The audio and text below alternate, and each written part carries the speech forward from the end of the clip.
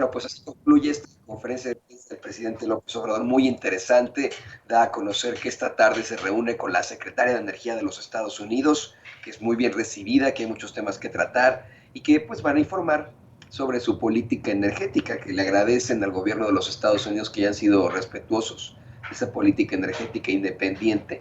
y que autorizaran el que México comprara la refinería en Deer Park, ahí en Texas. Pero mire, fue muy importante esta conferencia porque el presidente López Obrador dio una claridad respecto al caso de Josefina Vázquez Mota. Cuando la semana pasada o antepasada, no, si no me equivoco, Nancy Flores le planteaba que el cónsul de México en Dallas, Francisco de la Torre, había aceptado haber operado el traspaso, los 1,000 millones de pesos que le dan a Josefina Vázquez Mota y que pues esto era previo a la reunión de cónsules y embajadores.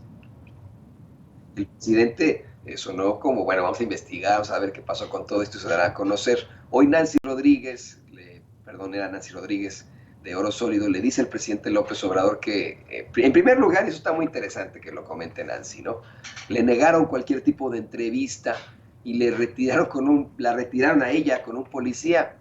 que continúa esa diplomacia dorada en la que los cónsules y embajadores no pueden ser cuestionados por nada, que hasta la subsecretaria para Asuntos Multilaterales y Derechos Humanos, Marta Delgado, le dijo en vivo y en directo en una transmisión que estaba haciendo Nancy Rodríguez que le tenía terror. Le comenta a Nancy que además de pues el cónsul de México en Dallas, ese del que le hablábamos, Francisco de la Torre, continúa en la capital, continúa allá en la Ciudad de México, el mismo que aceptó operar los 1,000 millones que le dieron a Josefina Vázquez Mota. Y mire, lo que dice el presidente es devastador. Asegura que ya están dando cambios de conformidad con el procedimiento legal para los embajadores y cónsules y que tiene presente lo que Nancy ha venido denunciando sobre el cónsul de Dallas, que pronto habrán resultados. Esa ya es una promesa clara del presidente, los resultados que habrán al respecto, pues es verdaderamente importante. Más adelante, hay que decirlo con todas sus letras, con todo respeto a Nancy, que queremos mucho, pero se aventó como varias preguntas, muy al estilo, pues uno de sus adversarios, el reportero de TV Azteca, Erwin Pineda, ¿no? Pero bueno, Nancy Rodríguez, en una de sus tantas preguntas, le comenta a López Obrador que estuvo el lunes con 20 de los aspirantes a la dirección del sindicato de Pemex, que ya se fueron a inscribir, y que uno ha sido secuestrado 2 veces y golpeado, que otro tiene un fuerte dispositivo de seguridad, que denunciaron que la organización de las elecciones se dejó en manos del sindicato que estaba en manos de Romero de Champs, y que no hay secrecía, pues le exigen a los trabajadores que den en un papelito su nombre, su dirección y por quién van a votar. De inmediato el presidente interrumpió, dijo, no, a ver, eso no se puede hacer y depende esto del trabajador, que no lo permita, que ya estamos grandes, no puede permitir que le pidan su nombre, sus datos y por quién van a votar, que si de pronto llegan con el trabajador, le piden su nombre, sus datos, por quién van a votar, una expresión muy de Tabasco, que les den champotón. Le dijo así, bueno, así, sí, se la voy a dar, que les den puro champotón, que ya estamos grandes, que nada de intimidación, amenazas, que eso se quede atrás, así lo plantea. Se lo comento porque hay un personaje muy oscuro que de hecho ha mencionado la misma, no Nancy Rodríguez, sino Nancy Flores de Contreras, ahorita vamos a platicar de ella, que ya se inscribe, ya se registra para la elección a la dirigencia del Sindicato de Trabajadores de Pemex, Ricardo Aldana, quien es ligado a Carlos Romero de Champs, ¿no? Carlos Antonio Romero de Champs, imagínese usted. Así que, pues bueno,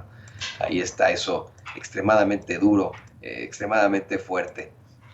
Más adelante, nuestra compañera periodista Nancy Flores, de Contralínea, 2 Nancys ahí en la mañanera, le planteó a López Obrador que hay una investigación sobre los fraudes que se habrían cometido en la Secretaría de Gobernación,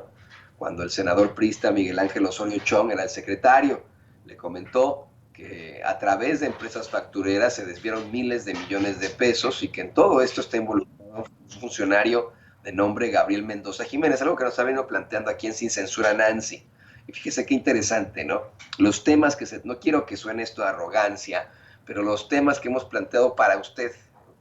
pueblo de México, público consentidor, aquí en Sin Censura, se plantean directamente con el presidente López Obrador. Pero dice Nancy que además este sujeto, Gabriel Mendoza Jiménez, es socio de una empresa que habría participado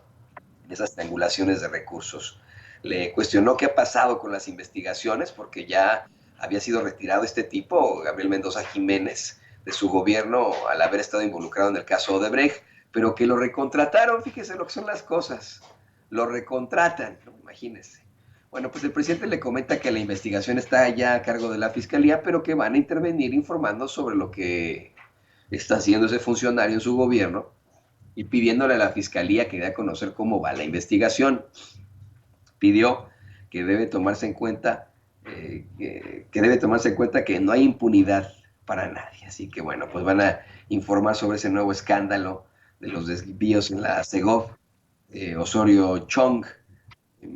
La corresponsal de Contraria, Nancy Flores, fue más lejos. Le planteó a López Obrador que se encontró que hay 30, y eso es algo que también ha planteado aquí en Sin Censura, hay 33 empresas factureras que habrían triangulado dinero a despachos de abogados y que habrían contratado a Santiago, algo que le planteamos aquí, a Santiago Krill, a su hijo, y a Ricardo Anaya. El presidente comentó que en efecto ya está la investigación de la Fiscalía sobre estas factureras y que seguramente ya se ha avanzado, pero que es casi del dominio público, que era mucho el cinismo de 10 a 12 años a la fecha,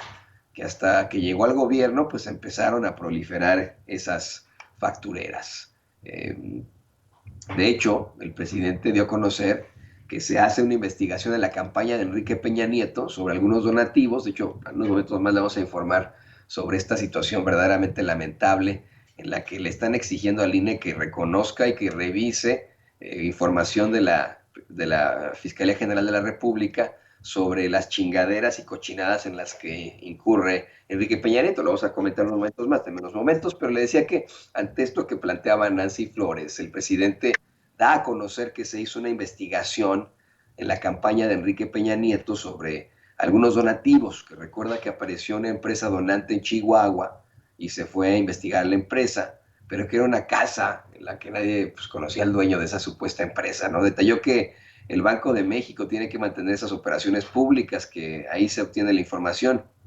pero que cuando comenzó a investigarse, hasta borraron la página, que todos estaban involucrados en esta situación. Qué barbaridad, algo verdaderamente lamentable. Más adelante, en otra pregunta de Nancy Flores, pues le plantea que si han evaluado volver a presentar los gastos del INE, ahora que sacaron esta pendejada, chiste, no sé, spot del Chile, Chipotle, pues pareciera que para ellos es un chiste.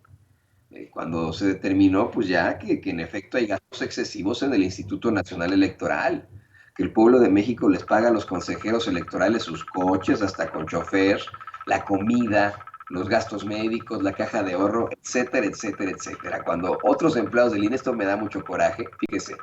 a los consejeros los tienen como si fueran, bueno, virreyes ahí, virreinas, haciendo y deshaciendo. Mientras que hay otros empleados ahí en el INE que tienen que realizar trabajos de campo, por ejemplo, y esos ni los viáticos les pagan, imagínense, ¿no? Pide que den a conocer el presupuesto de manera pormenorizada para que quede claro cuáles son los gastos. El presidente aseguró que es evidente que habían excesos. Pero escucha esto, es una declaración extremadamente dura que hace el presidente López Obrador. Dice que esta era la forma de tener control sobre los llamados organismos autónomos, el pagarles bastante, que era una forma de sobornarlos. ¡Bolas! ¡Qué grueso! Imagínense.